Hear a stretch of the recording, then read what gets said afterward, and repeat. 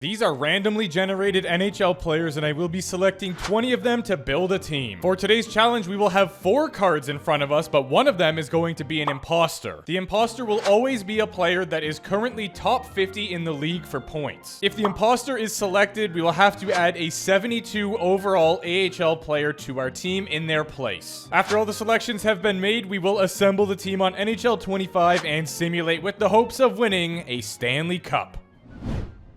Let's see if we're able to spot these imposters and hopefully avoid them. First set of players we get, Michkov. Wow. That is not good. Well, I mean, it is good, but, you know, it's sort of bittersweet because one of those 3 is definitely the imposter, and I have no idea which one it is, so I have a 1 in 3 chance. I've decided we're gonna go with Barkov. Moment of truth, imposter will now disappear. Let's go. I was actually going to pick Rantanen too, and then last second I was like, no. And mostly because we used him in a team recently. Next set of players, Palmieri, Kyrou. Well, I feel like it's got to be Barkov, right? I don't know. Kyrou might be doing okay. Protas is doing all right. And you know what? I am going to go with Protas. Let's see if we made the right decision or not. Nope.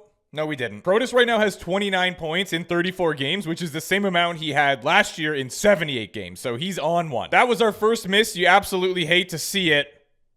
Oh no, it's a 50-50. I could go with Jake DeBrusk.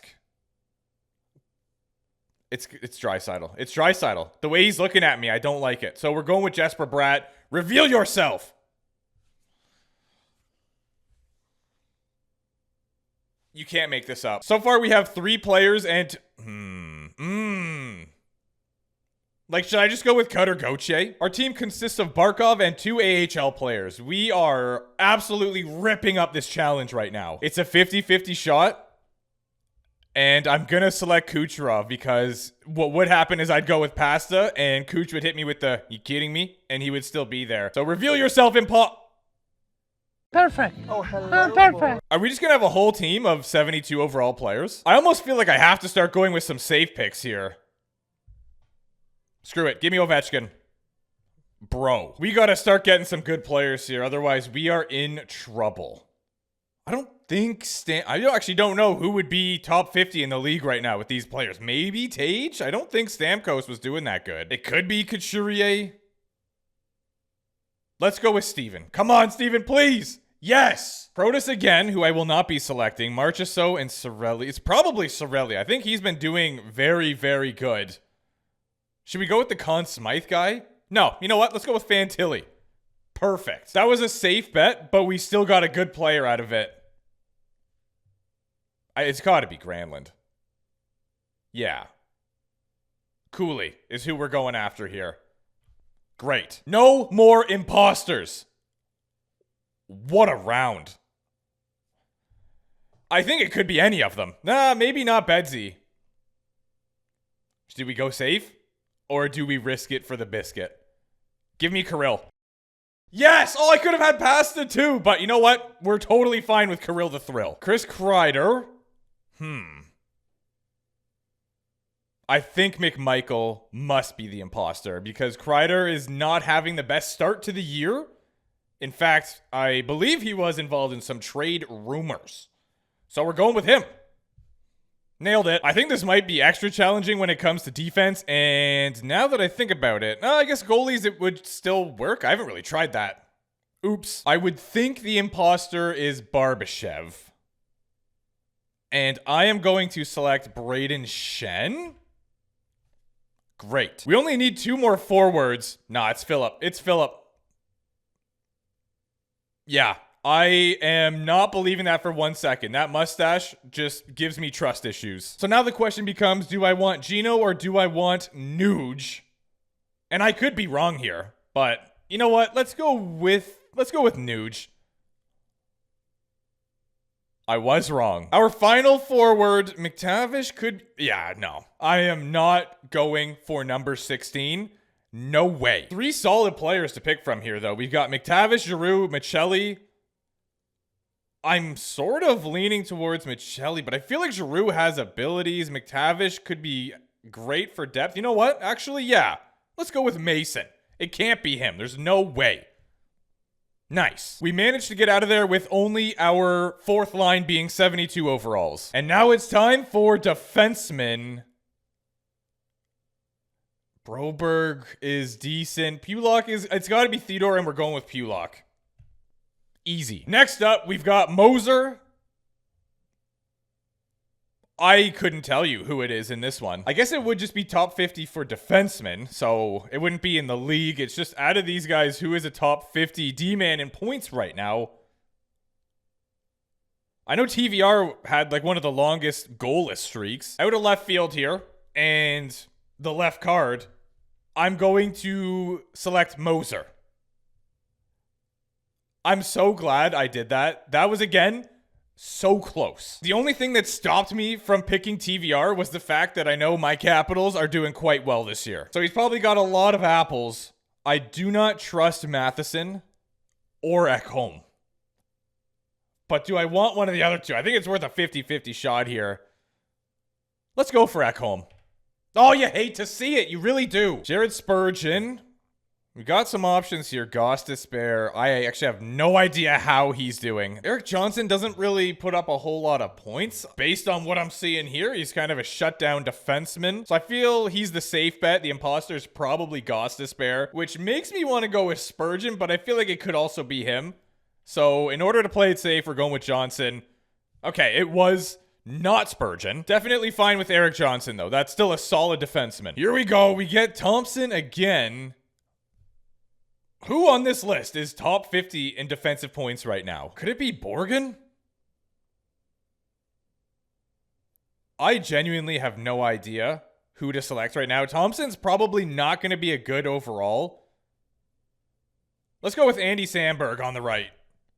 Okay, at least we got him. That round was a tough look. We need a good defenseman here. That's not going to cut it. It's not going to cut it. Our defensive core is garbage. So now the question becomes, do we go with Yeremy or do we go with McIlrath or McIlwraith? I always thought it was McIlwraith, and then the Caps commentator started calling him McIlrath, and I was like, hold on. Let's sign up Yeremy. He's got 45 points in 312 games. That's really solid. We need net minding to make up for that. Why do I feel like Jari's still going to have a good overall, but there's no way he's top 50 right now? Because he was getting lit up. Yeah, let's go with Jari. Safe bet. Sweet. I'm a little bit worried, actually, because they've been doing roster updates quite frequently, so his overall might be tragic. But card laid is a card played. He's on our team. We need a good goaltender here. Come on. This isn't it. This is not it. Ooh, we have to risk it for either Markstrom or Skinner. But the question is, which one? I know Skinner did not have the best start to the year. New Jersey's been doing quite well. I think it's Markstrom, so we're going to go with Stewie Decimal System. It wasn't Markstrom! Are you kidding? Our goaltending is like the island of misfit toys. We got Skinner and Jari. Defensively, not great. Our offense is sick, though, so we're going to have to try to outscore our problems. Ooh, let's head over to NHL 25 and try to win a Stanley Cup. We are here on NHL 25, and this is easily one of the worst teams we've ever assembled. The Aces, 84 overall in Division 4. Let's get it done, I guess. Jabroni, I almost feel like I do need you for this one, but I'm still going to have to hit you with the no. This team really is going to rely on offense. Jari is 82 overall. Stewart is 84. And our defense is mid. Okay, you know what, though? This chemistry is actually decent. The only problem I have is Mason McTavish being down here. Not a fan of that. Something's got to change. 72 overall. Oh, yeah. This is amazing. We have the imposter line, which is a +1, and then we've got McTavish, Shen, Kreider, +2, Nuge, Stamkos, Fantilli, +4 somehow, and then Cooley, Barkov, and Cap. That line should do very well. And then we have this. What a train wreck. I don't even know how to fix this. That's not bad. The -2 has... we can't do anything about that, eh? We could move Pulock down there. Ha! No. That last pair is going to be a complete liability. They are going to probably go 47 each. Sandberg and Pulock can maybe get something done. Johnson and Moser, not good. And speaking of not so great, we've got Stewart at 84 overall and Jari 82. I'm going to say we get 36 wins, honestly. Kaprizov gets the most points with... We should get offense. So I'm going to say... but they don't really have defense to help them out offensively. Whatever, screw it. 89 points. Let's simulate and hope that I'm wrong. If we end up not making playoffs, I think it's safe to say the Imposters won. I mean, one could argue that they won anyway.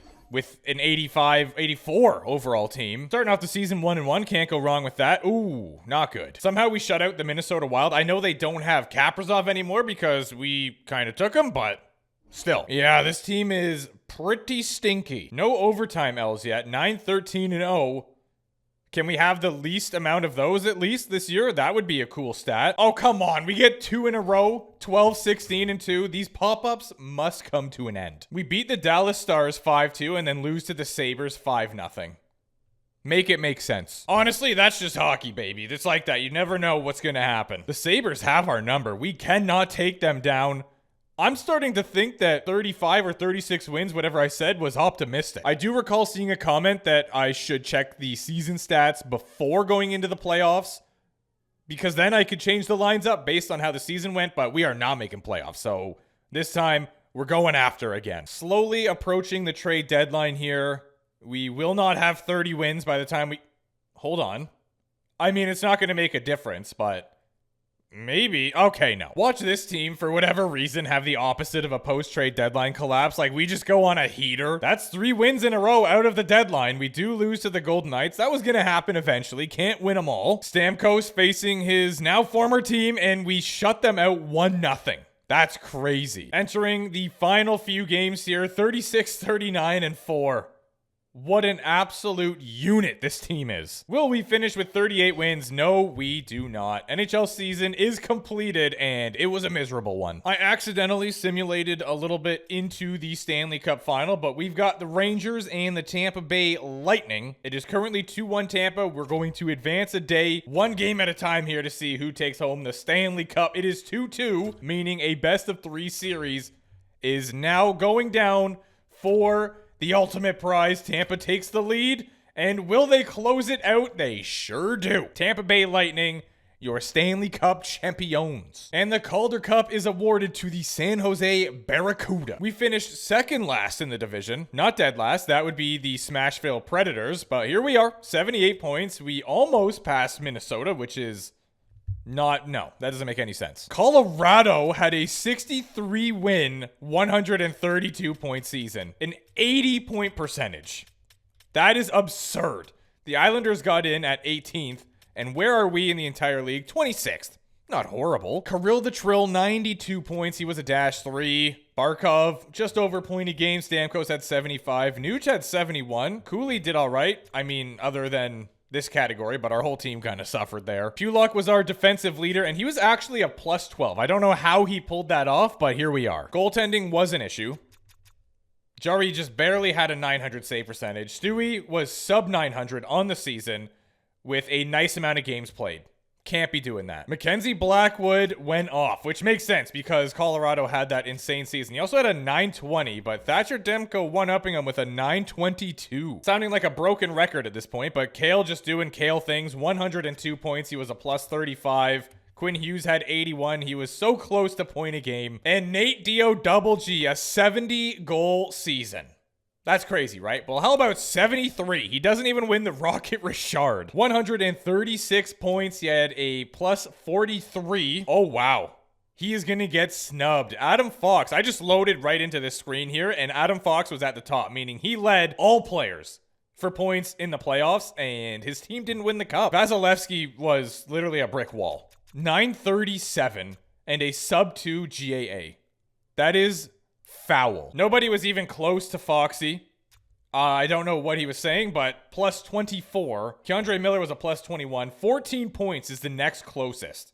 So he was this close to doubling. The Breadman had the most points for offense, 26. Draisaitl had 21 in just 17 games. Kucherov? No, it's gotta be Vazzy. If they do not give this thing to Vazzy, I'm going to flip this table. Kucherov was one of the imposters too, wasn't he?